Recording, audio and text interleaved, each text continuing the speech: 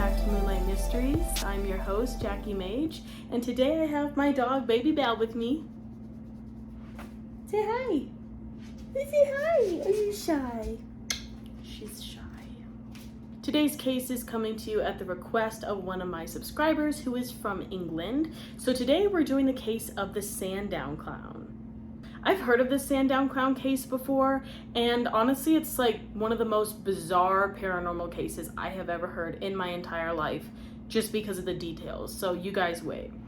I don't even know what to believe when it comes to the Sandown clown, because there are so many different opinions out there about what really happened with this case. So if you guys have any specific opinions or skepticism, please leave them in the comments below. I would love to hear them, because I am super skeptical about this case in particular. All right, everyone, grab your favorite drinks, grab a snack, and prepare to dive into this mysterious case. In May of 1973, a strange and eerie encounter took place on the Isle of Wight near the town of Sandown. This incident would later become one of the most bizarre and inexplicable stories in paranormal lore.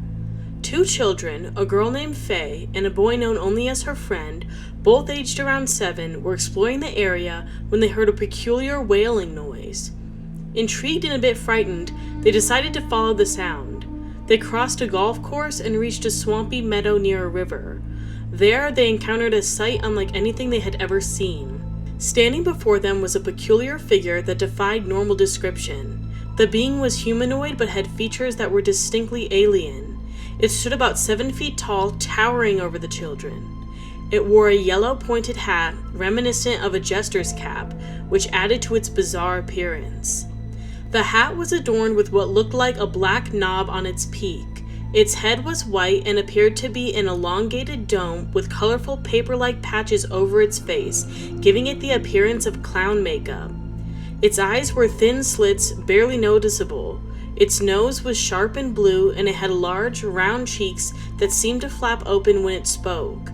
Its outfit was equally strange. It wore blue gloves, a green tunic, and red shoes with a blue band around the top. The children were initially terrified by the creature's appearance. It had no discernible mouth, yet it produced sounds. It held a microphone-like device, which it used to communicate.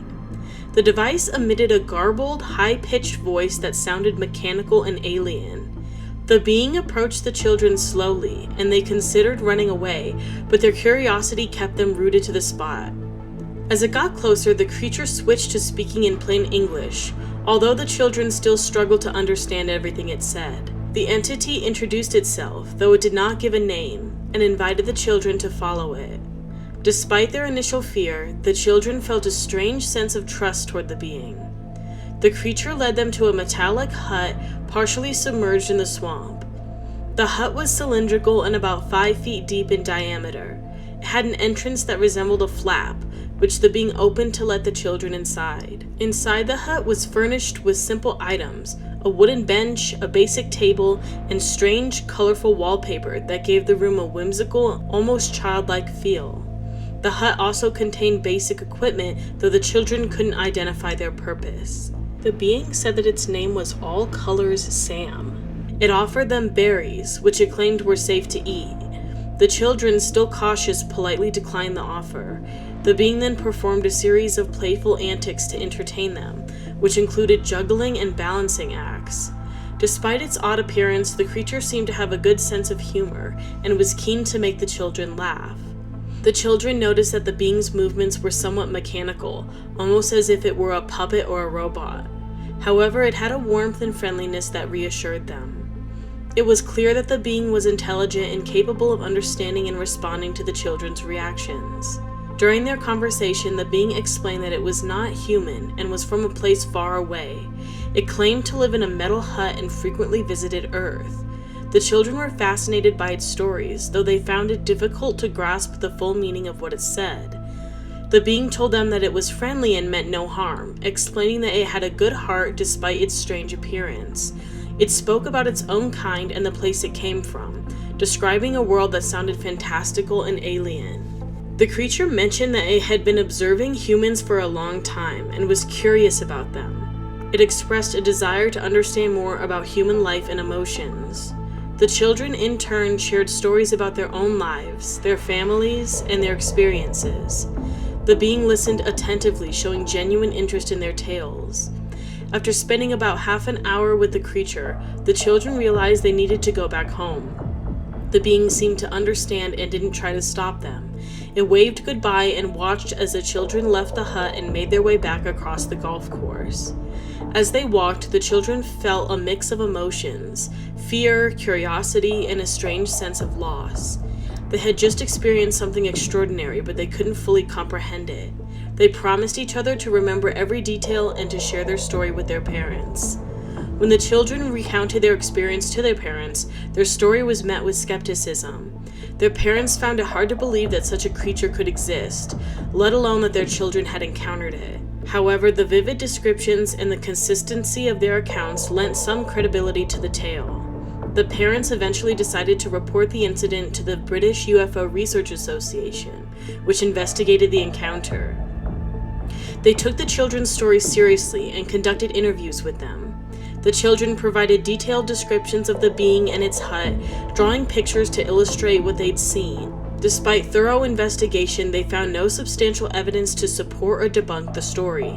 There were no other reports of similar sightings, and the area where the encounter took place showed no signs of unusual activity. The Sandown clown remains one of the most enigmatic cases in paranormal history. It definitely stands out due to the bizarre nature of the entity and the lack of similar reports. While some skeptics argue that the children could have imagined or fabricated the story, others believe that they encountered a genuinely unknown entity. So now we're going to go through some of the different perspectives on this case, because there's a lot. Of course, the number one thing is that this story came from children. Children have wild imaginations. A lot of people just believe that this entire thing was made up, or the children kind of over-fabricated a more normal story.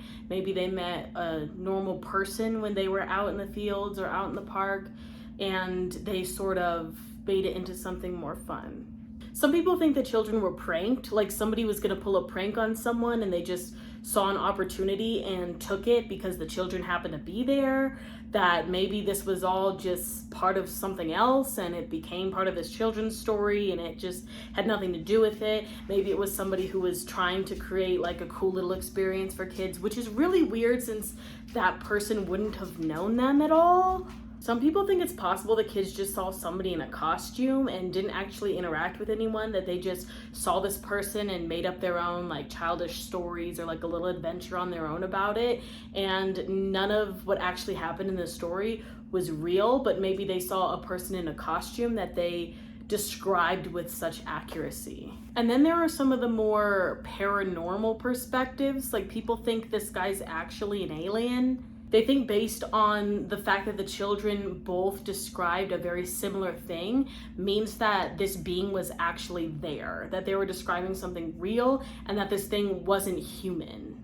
And maybe it wasn't human, I don't know, but a lot of people think that maybe it was actually what the thing said it was, something from another planet, something that came to visit down on Earth. It was also noted that with the UFO theory, that the being did say that it come and went from Earth all the time, and they found no trace of this guy's like little hut area where the children said it was after the fact, which is also a little bit weird. Another thought was that this thing was an interdimensional being, like it could travel between our timeline and another timeline or a different dimension, which I think is sort of similar to the UFO theory because it's implying that this thing isn't really human and that there's this paranormal phenomenon going on about it traveling either to a different location in space or a UFO or whatever, that this thing isn't from the Earth. Some people think the Sandown clown might actually be a cryptid, like maybe it's something that can mimic people or is trying to copy the human appearance. If you've ever heard of some cryptid encounters, there's some out there that people say that they try to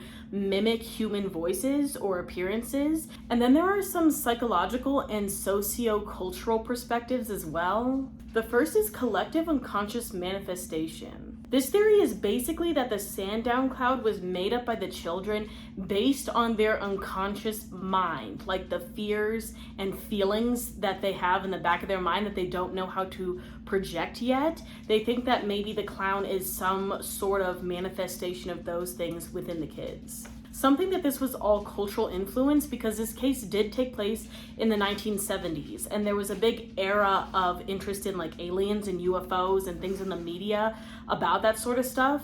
It was having a massive surge at the time. So some think that these children just kind of ran with their imagination based on what they were seeing in the media. And then some people say that it's a case of mass hysteria, which I don't know how that makes a lot of sense because there were only 2 kids involved. And usually mass hysteria is like a big group of people believing in something that's like not true or not there.